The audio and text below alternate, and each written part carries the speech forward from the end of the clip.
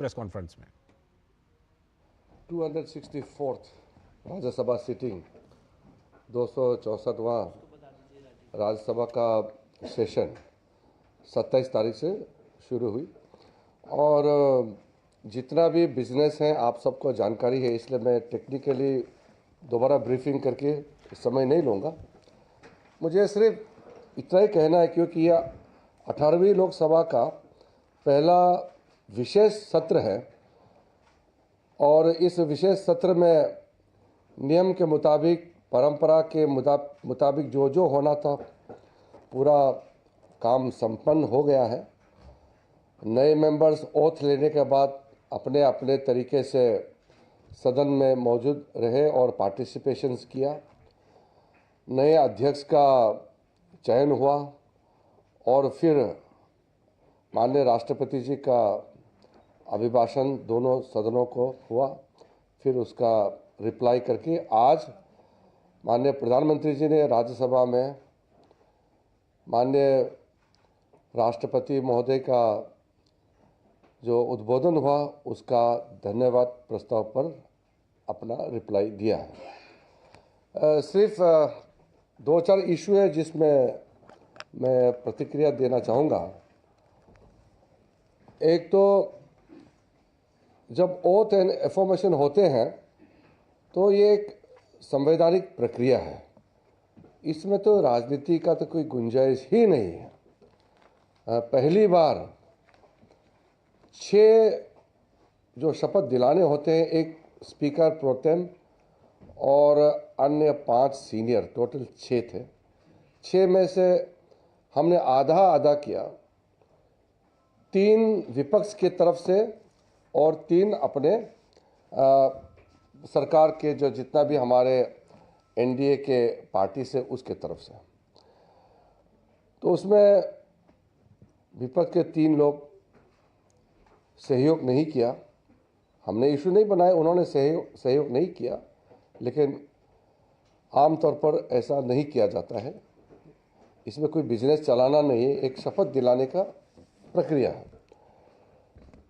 दूसरा, जब देश का प्रधानमंत्री और सदन का नेता अपना बात रखते हैं सदन में, तो उस समय सबको सुनना होता है, क्योंकि एक दूसरे, पक्ष हो या विपक्ष, एक दूसरे का जो बातें हैं वो सुन करके फिर आपको रिप्लाई देना या उसमें टोकना है, वो बाद में किया जा सकता है। लोकतंत्र में सबको बोलने का अधिकार है और सुनने का भी अधिकार है। जब प्रधानमंत्री जी लोकसभा में बात रखने के लिए शुरू किया और उसी समय कांग्रेस और उनके कुछ साथियों ने ज़बरदस्त वहाँ हंगामा किया और पूरे प्रधानमंत्री जी का भाषण को व्यवधान किया, डिस्टर्ब किया। बहुत दुख की बात है, क्योंकि जब देश का प्रधानमंत्री बोलते हैं तो उसको बोलने का पूरा समय दिया जाता है, ये परंपरा रही है। बीच में अगर टोकना है या क्लैरिफिकेशन देना चाहते हैं तो ठीक है, थोड़ा थोड़ा पार्लियामेंट्री फंक्शनिंग में टोका टोकी जरूर होते हैं, लेकिन आप पूरा का पूरा 2 घंटे भाषण को आप हल्ला करके, स्लोगन करके बोलने ही नहीं देंगे, ऐसा कभी भी नहीं हुआ। ये कांग्रेस पार्टी को सोचना होगा कि देश का प्रधानमंत्री किसी एक दल का नहीं होता है, वो पूरा देश का नेतृत्व करते हैं। तो प्रधानमंत्री का पद और उस पद का गरिमा, इसको ध्यान रखना हम सबका जिम्मेदारी है। खास करके जो संसद सदस्य हैं, मेंबर्स ऑफ पार्लियामेंट, इनका तो खास जिम्मेदारी होते हैं, क्योंकि हमने ओथ लिया हुआ है, शपथ लिया हुआ है संविधान का, और उसी संविधान हम लोगों को कहता है कि हम नियम से चलें, हम नियम से बंधे हुए लोग हैं। जो लोकसभा में हुआ आपने देखा है, आज राज्यसभा में भी नेता प्रतिपक्ष पूरे अपने बात रखा और सबने सुना। बीच में टोका टोकी थोड़ा थोड़ा होते हैं, लेकिन आज प्रधानमंत्री बोलने के लिए जब खड़े हुए और कुछ ही समय हुए थे, उसी समय वहाँ से हंगामा शुरू कर दिया और 15-20 मिनट हंगामा किया, फिर वो वॉकआउट करके चले गए। उसमें माननीय सभापति की ओर से भी कड़ी निंदा की गई है और ये एक तरीके से सदन का नियम का भी अवहेलना किया गया है, संविधान का मजाक उड़ाया गया है। तो ये हम सबको अच्छा नहीं लगा। फिर भी धैर्य के साथ आदरणीय प्रधानमंत्री जी ने reply to the motion of thanks to the president बहुत अच्छी तरह से प्रधानमंत्री जी ने रखा। मैं पूरे जो मेंबर्स हैं जितने भी मौजूद थे हाउस में और सरकार की ओर से आदरणीय प्रधानमंत्री जी को बधाई देता हूं। बहुत शानदार रिप्लाई, कॉम्प्रिहेंसिव रिप्लाई। पूरे जितने सदन में बातें उठाई गई, चाहे वो नीट का इशू हो, चाहे वो मणिपुर का इशू हो, इकोनॉमिक का, सोशल पॉलिटिकल, कोई भी इशू जितने भी मेंबरों ने उठाए गए अपने भाषण के दौरान, सबका सटीक रूप से आदरणीय प्रधानमंत्री श्री नरेंद्र मोदी जी ने आज राष्ट्रपति का अभिभाषण का धन्यवाद प्रस्ताव में रिप्लाई करते हुए बहुत अच्छी तरह से अपने बात को रखा है। मैं लोकसभा स्पीकर और हमारे आदरणीय वाइस प्रेसिडेंट ऑफ इंडिया, हमारे उप राष्ट्रपति जी जो राज्यसभा के सभापति हैं, दोनों के साथ साथ पूरे जो सेक्रेटरीट लोकसभा के, राज्यसभा के सेक्रेटरी जनरल और पूरा स्टाफ को भी धन्यवाद देता हूं।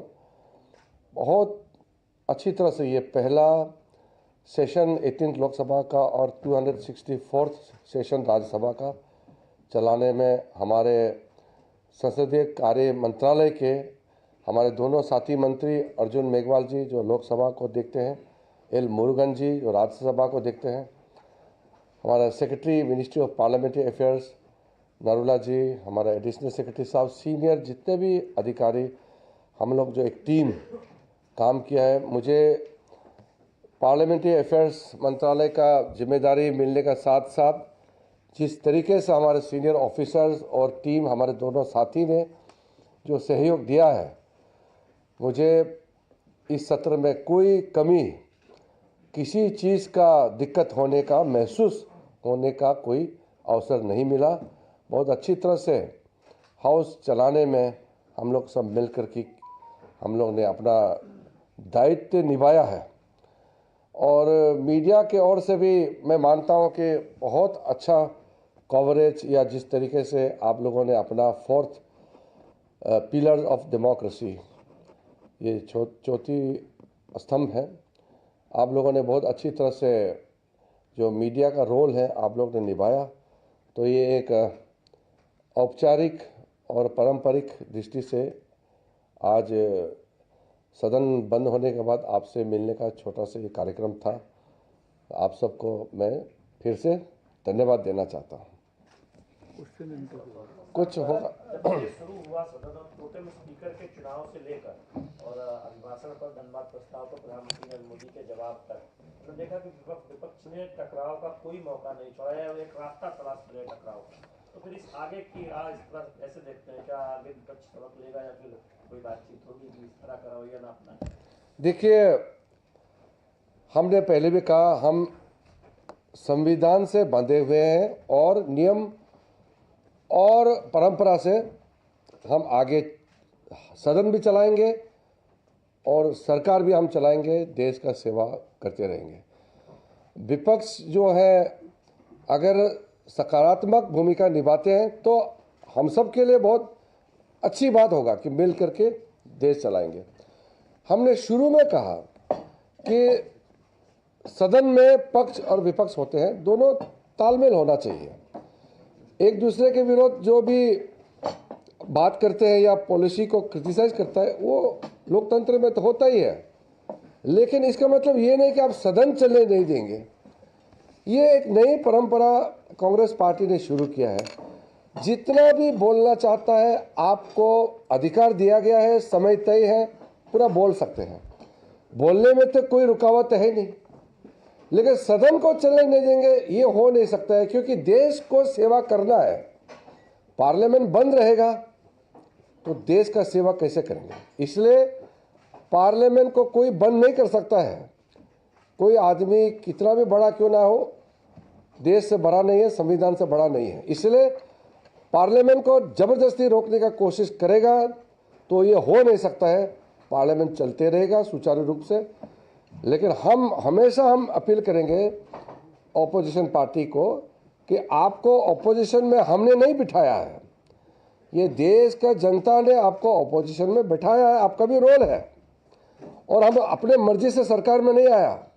140 करोड़ के बीच में जब चुनाव हुआ, जनता ने फैसला किया कि मोदी जी ही प्रधानमंत्री बनना चाहिए, और फिर हम सरकार में आए हैं। तो हमारी मर्जी से तो हुआ नहीं है, तो वो सत्ता में नहीं आया इसलिए पार्लियामेंट चलने नहीं देंगे, ये कभी भी नहीं हो सकता है।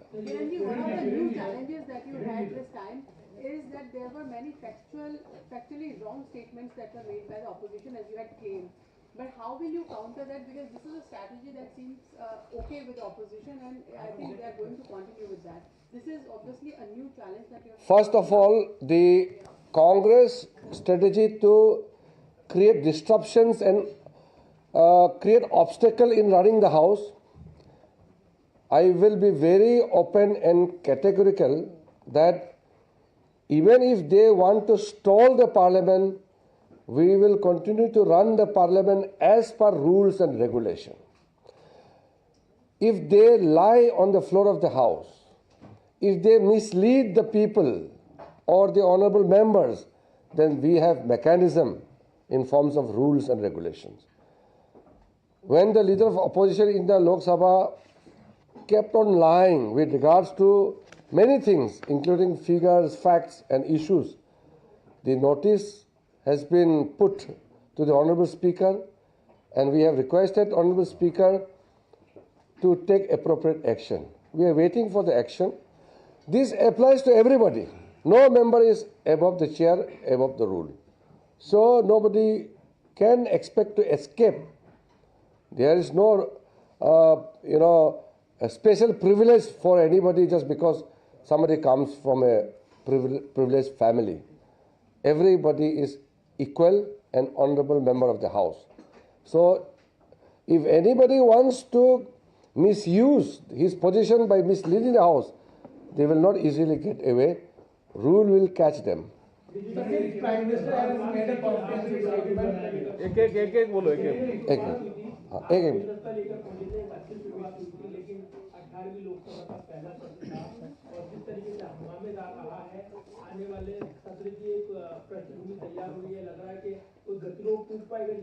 देखिए, अभी भी निजी तौर पर कोई प्रॉब्लम नहीं है।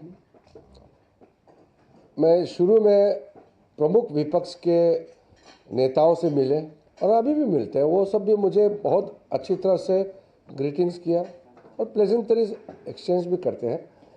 व्यक्ति तौर पर हम लोगों का एक दूसरे के प्रति कोई हीन भावना, कोई दुश्मनी ऐसा तो होने का कोई मतलब ही नहीं है, ऐसा हो भी नहीं सकता है। लेकिन जो प्रथा चलते आ रहा है, सिस्टम है, उसको बिगाड़ने का काम जो हमने अपील करने के बावजूद भी अपोजिशन के कुछ पार्टियों ने जो किया है, मैं उसी को खंडन करता हूँ। पर्सनली कोई प्रॉब्लम नहीं है, आगे भी हम विपक्ष के नेताओं से, सारे साथियों से मिलते रहेंगे। जो इस सदन में चुन के आए हैं, सब इस सदन से सदस्य हैं, उनसे बात करना हमारा दायित्व है, हमारा कर्तव्य है। हम मिलते रहेंगे, हमारा कोई हीन भाव नहीं है। हमने सिर्फ इतना अपील किया है, जितना बोलना चाहिए आप बोलिए नियम के मुताबिक, लेकिन हाउस को बंद नहीं कर सकता है, क्योंकि हाउस देश का है और हम लोगों को जनता ने भेजा है। इसलिए किसी के कब्जे में हम काम नहीं करेंगे, हम संविधान के तहत हम काम करेंगे। मैं इसमें एक ऐड करता हूँ, एक मिनट मैं ऐड करता हूँ इसी में। आपने कल देखा होगा कि जब प्रधानमंत्री जी बोल रहे थे तो कांग्रेस के लोग वेल में थे और लोग भी थे, लेकिन क्या सपा के लोग वेल में थे? क्या टीएमसी के लोग वेल में थे? ऐसे सीन आगे भी आपको देखने को मिले। हाँ, जी। Since Prime Minister has given a comprehensive statement on the issue of Manipur, do you think that now this issue should die down and politics should now end on this? First of all, I would request everybody to go through what Honorable Prime Minister has said in the Rajya Sabha. In 2023 Independence Day address made by the Honorable Prime Minister, if you all remember, the opening of Honorable Prime Minister's address to the nation on the morning of the Independence Day, Honorable Prime Minister started with the appeal to the people of Manipur that the whole nation is with the people of Manipur. Honorable Prime Minister also spoke in detail in the previous 17 Lok Sabha also.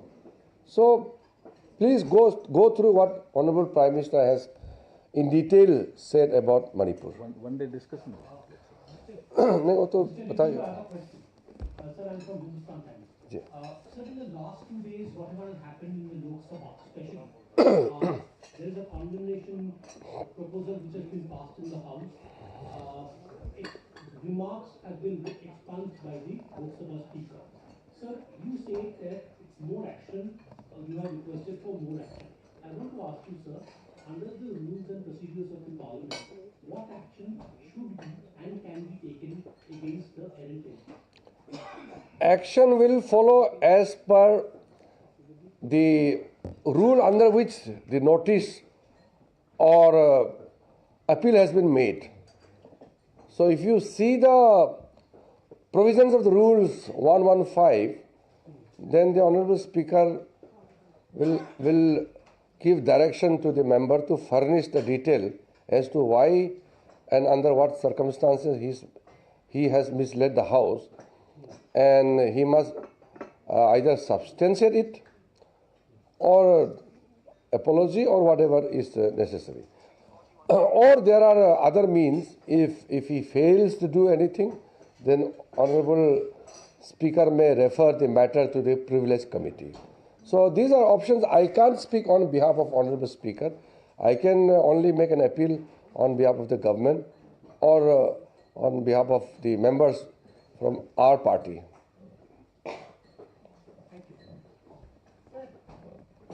हाँ जी।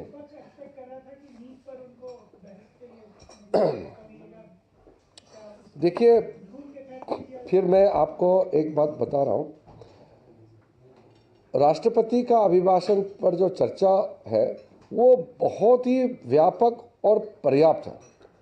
इतना समय सबको मिला, हर party, Congress को लगभग 4 घंटे करीब 3 hours 49 minutes Congress को मिले। उसमें हर मेंबर ने बोला है, वही तो बोलेंगे ना। आप अलग से मौका देंगे भी तो वही तो बात बोलेंगे जो आपने बोला है। और सरकार से भी आज प्रधानमंत्री जी ने बहुत क्लियरली कहा है कि बहुत कठोर कदम उठाया गया है और आगे भी उठाएंगे।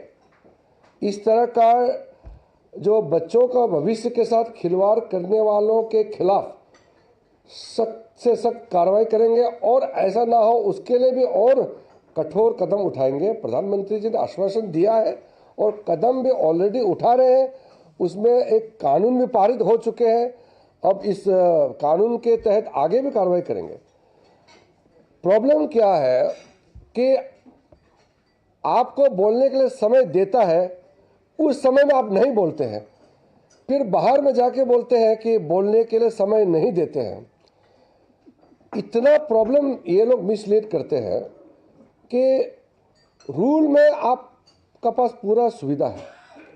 सुबह से शाम तक टेलीविज़न, आप लोग तो सब मीडिया वाले हैं, सुबह से शाम तक मोदी जी को, प्रधानमंत्री जी को ये लोग गाली देते रहते हैं, सुबह से शाम रात तक।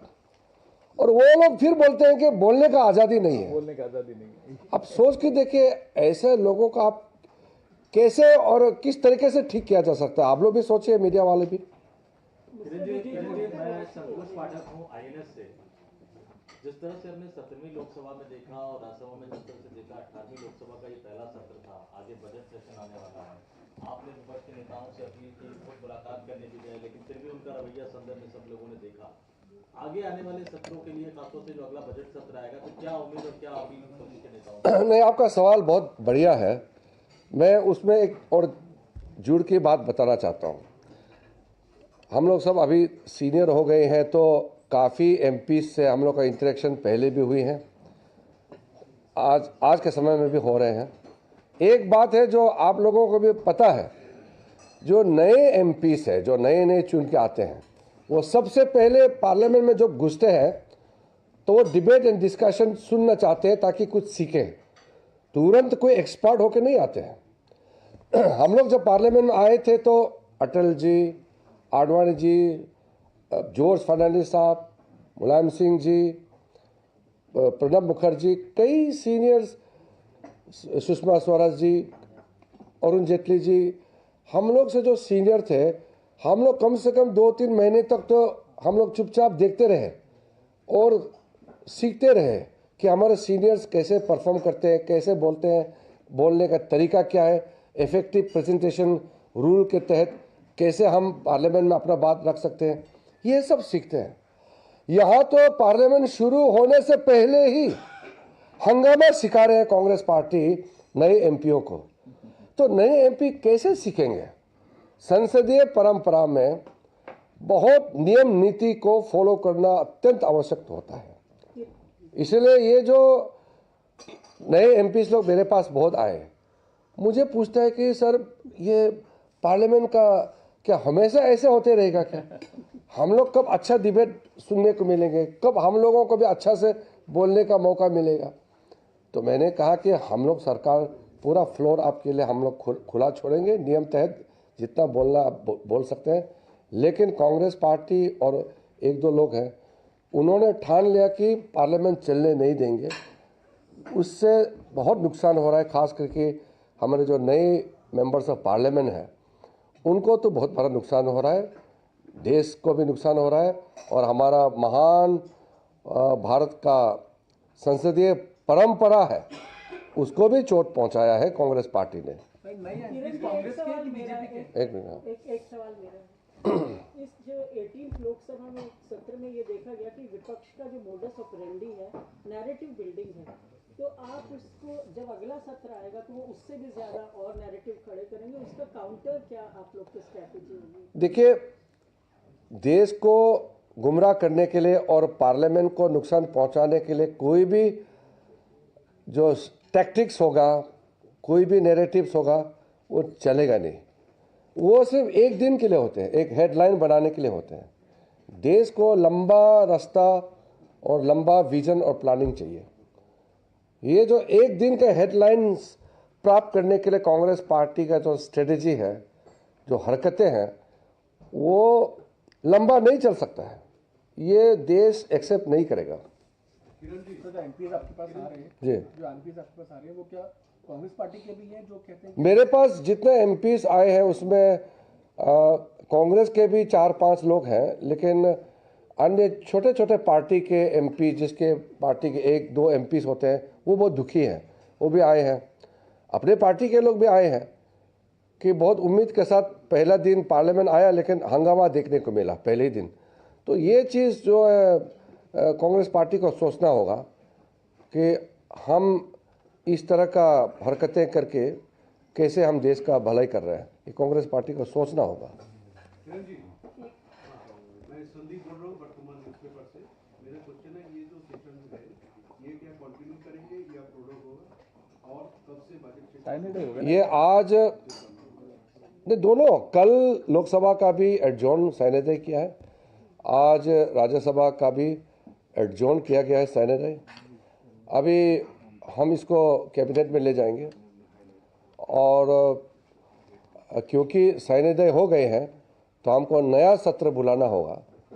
नए सत्र के लिए जो रूल्स हैं उसके मुताबिक कैबिनेट में निर्णय करके फिर राष्ट्रपति जी के पास जाएंगे। पहले तो हाउस प्रोरोग होगा, फिर नए सेशन के लिए जो बजट सेशन होगा उसका समन्स फिर से इशू होगा महामहिम राष्ट्रपति जी के द्वारा, तो कैबिनेट में हम ले जाएंगे। फिर आपको पता चल जाएगा नया पार्लियामेंट सेशन का डेट कब होगा। क्या 22 तारीख से शुरू हो रहा है? हाँ जी, 22 जुलाई से शुरू हो रहा है। तो अभी कैबिनेट में निर्णय होने से पहले तारीख बोलना तो मेरे लिए संभव नहीं है, क्योंकि अभी डिसाइड ही नहीं हुआ। Sir, you spoke about new MPs and Prime Minister also spoke about them. Yes. He said there is a selective attitude against atrocity on women, and he was referring to PMC also. So would you also say that the new MPs should be come out of the party lines and also speak about atrocities on women, what Prime Minister said in the House today? Absolutely, Prime Minister has made one very specific appeal that all young MPs cutting across party lines, everybody should address the issues. If we have to condemn some kind of atrocities against women or highly condemnable, we must come together. It's an appeal from the Prime Minister for everyone. We must listen to the Prime Minister. Repeat मत कीजिए अभी, but ये पहले बार है। हाँ जी, जय फिलिस्तीन का नारा लगाया बता दिया ना। ये आपको स्पीकर ने कई शिकायत आए हैं बाहर से भी, सुनने वालों को अच्छा नहीं लगा, तो शपथ के समय किसी एमपीस ने गलत शब्दों का इस्तेमाल किया और आदरणीय स्पीकर महोदय को रिक्वेस्ट किया गया है। उन्होंने जो कदम उठाया है हम सब ने अप्रिशिएट किया है। माननीय स्पीकर महोदय ने एक कमेटी गठन करने का ऐलान किया है। उस कमेटी में इस बात का निर्णय होगा कि भविष्य में जो बहुत ही एक ऐसा समय जिसमें कोई राजनीति, कोई स्लोगन, कोई इस तरह का कोई मतलब ही नहीं होता है। ओथ है, उसमें लिखा हुआ संविधान में आपका ओथ का एक डिफाइन वो आपका फॉर्मेट होते हैं, उसी को ही पढ़ना होता है, उसी में ही आपको ओथ लेना होता है। तो कई लोगों ने वायलेट किया, तो पब्लिक को भी अच्छा नहीं लगा कि इस तरह का एक सोलेम ओकेजन को लोग पॉलिटिकल स्टेटमेंट देने का कोशिश करते हैं। मेरे ख्याल से सब पार्टी इसमें सहमत होगा और अच्छा एक हम लोग इसमें रूल्स आगे सख्त रूल्स बनाएंगे ताकि कोई शपथ लेते समय गलत तरीका व्यवहार ना हो और गलत शब्दों का इस्तेमाल ना हो। कमेटी किस लिए फॉर्म की गई है? कमेटी वही बताया ना, committee to ensure that any violation of the oath taking process must be regulated, because this is a solemn occasion. When you take oath or of affirmation, you are supposed to follow the prescribed format and you are supposed to use only those words which are printed.